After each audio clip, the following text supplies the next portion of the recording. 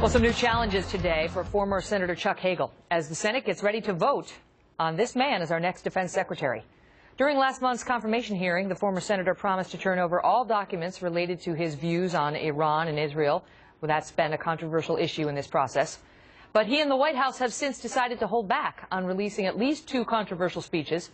And today, a powerful group is suggesting the Senate may want to learn a bit more before holding that vote. A powerful left-leaning group.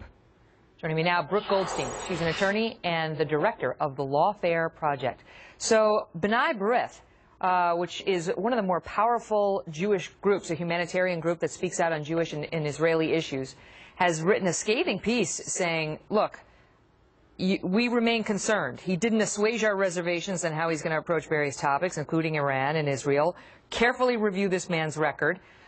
He appeared to endorse a policy of containment on a nuclear Iran before he was told by the lawmakers that we don't have a policy of containment. So even these Jewish groups, or at least this powerful one, seems unhappy right now that we're going to have a vote on Hagel tomorrow. What does it tell you?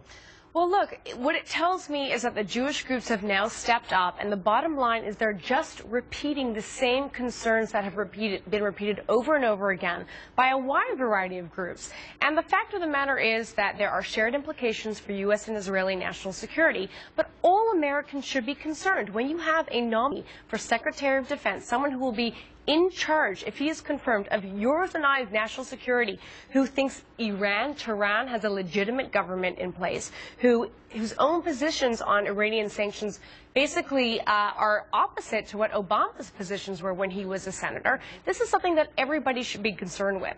And first, the administration was pushing the line that the neocons were preventing the confirmation process, and then groups came out and said, well, it's the pro-Israel lobby that's preventing it. But the fact of the matter is that this White House has put forth one of the most controversial nominees of all time. It is historically unprecedented that the Secretary of Defense will be confirmed with over 11 senators voting against him, and that's exactly what is going to happen. Because the previous record was 11, and now we expect dozens. We expect 45 senators to vote against him. Yeah, and there's a question about what that says. Now, one of the other things that's out there is apparently he hasn't responded to Senator Lindsey Graham's last 2 letters, that office confirming to us today, in particular whether he accused Israel of approaching apartheid and whether he called Israeli Prime Minister Benjamin Netanyahu a radical.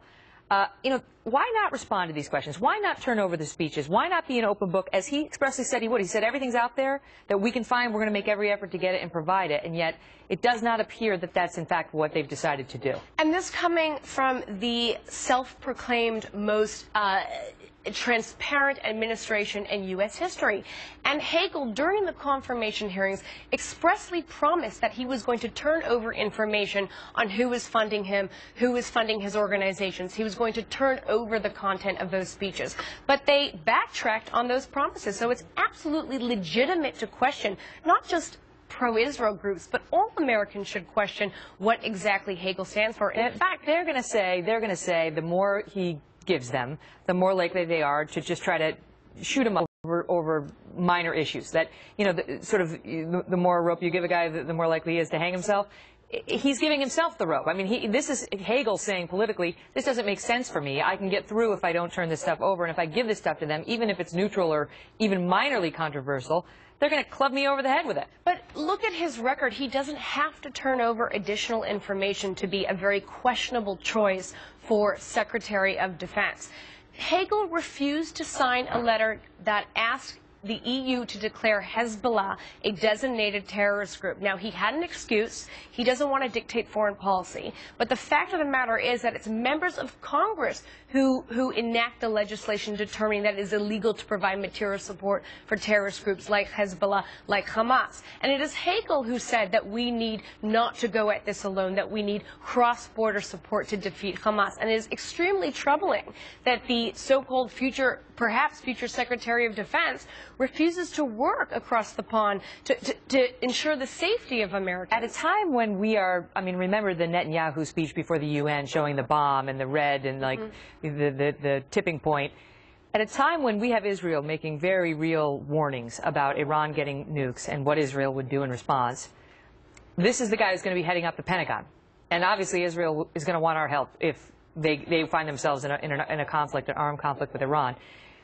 What are the stakes for Israel in seeing Hagel? Because, you know, President Obama is going to set that policy, not Hagel, right? But he's got some independent power. Well, look, the question is, what kind of message are we sending the enemies of the United States, which are also the enemies of all Western liberal democracies, including our ally in the Middle East, who is on the front line of the war against Islamist terrorism? Now, Hamas, a designated terrorist group, just last week in its newspaper published an article saying that a confirmation of Hagel of Secretary of Defense would be in its favor. It would reduce the likelihood of the United States stopping Iran from getting nuclear weapons. It would reduce the likelihood of the United States supporting Israel from defeating Hamas in Gaza. This is from a designated terrorist group.